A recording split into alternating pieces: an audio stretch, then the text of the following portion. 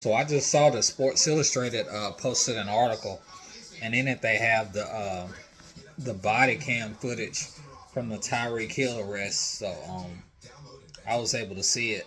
Uh, I'd encourage you to go and see it and form your own opinion about it. But this one is mine.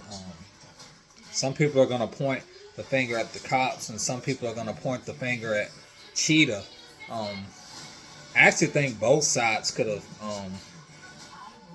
acted different. First thing I saw was that there were multiple police officers, and later on in the video, you could see behind his car and see that there was all kinds of police motorcycles. I'm like, how many cops does it take to pull over one person who was allegedly speeding? Uh, Must have been a whole lot of cops that just didn't have anything to do, or maybe they just saw an expensive car, so they were like, "Oh well, I want to jump in on this because I see a Lamborghini or whatever it was, and I want to be there too. Because I mean, I'm not doing anything else.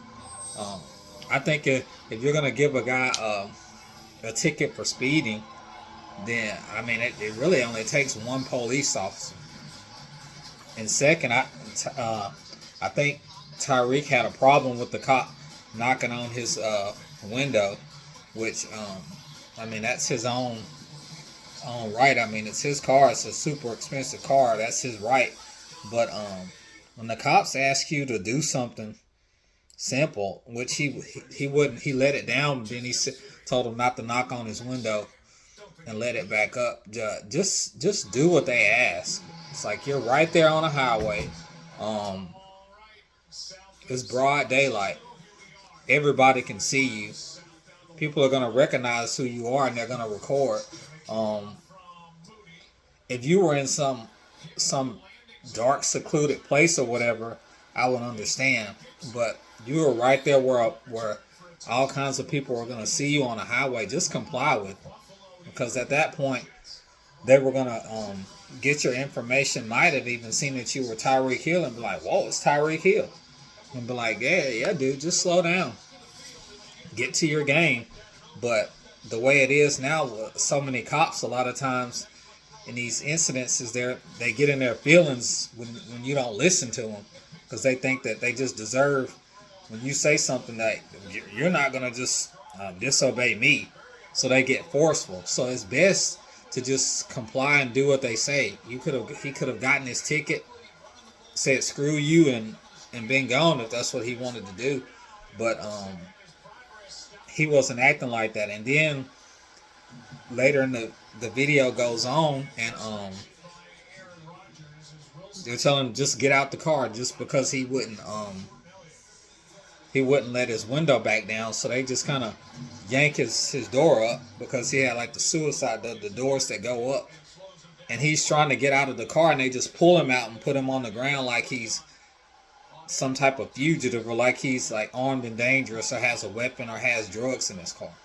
I'm like, it doesn't take you being so forceful. That's completely just cops just acting out in their feelings, which seems to be like a thing in a lot of these incidences when people don't listen to what they say. I mean, if he was gonna get out the car, he's a public figure. He wasn't gonna run from you or anything. Um, I don't think all that force was necessary. So, like I said, I'm putting blame on both sides, because there could have been a completely different outcome. I don't think that was necessary, and I guess it was Calais Campbell that showed up, and they were mad about that. And he ended up getting detained as well. But with incidences that have happened in this country, man, people don't trust the cops, and then you got a big number of cops there for one guy, like some type of FBI top 10 most wanted guy just got stopped. I would understand, excuse me, if that was the case, but it was just a guy that was allegedly speeding. So I look at it like this: Tyreek Hill could have just complied, would have been on his way in a matter of minutes. He's not a fugitive. I mean, if he would have gotten a ticket, he just gotten a ticket. It's not like he couldn't pay it.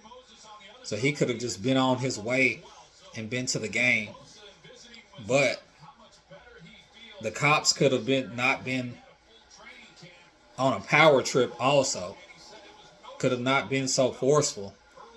Putting the dude on the ground like he's like they just snatched a weapon out of his hand. But I mean, if you don't listen to the police, that's how they get. Like, gotta puff their chest out and say, "Hey, you're supposed to listen to me." I guess that's how a lot of them are. But you just gotta be smart in these situations.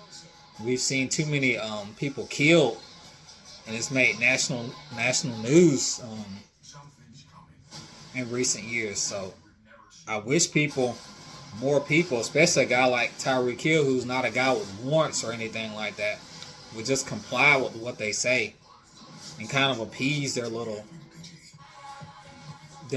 feelings of power that some of them have to have. And this isn't an indictment on all police, because I mean, if something happens and I have an emergency, I'm dialing 911 and expecting the police to show up. So this isn't me saying I have anything against police. I'm talking about this certain situation here and other situations that have made national news. You have to comply with what they say. But it doesn't take a whole army just to get one guy who was speeding. So it's just kind of a bad look on their part. So yeah, that's just my opinion on it. I'm not gonna sit up here and point the finger at him or point the finger at them. Like, everybody could have done different, and didn't have to end up being the big story that it is, with him being put on the ground and cops being put on administrative leave and all that stuff. It didn't have to get to that. Unfortunately, it did. But that's just my opinion. Go see the video and see what you think. But yeah, I'm actually watching the 49ers versus Jets right now. Hope everybody has a good night. Peace.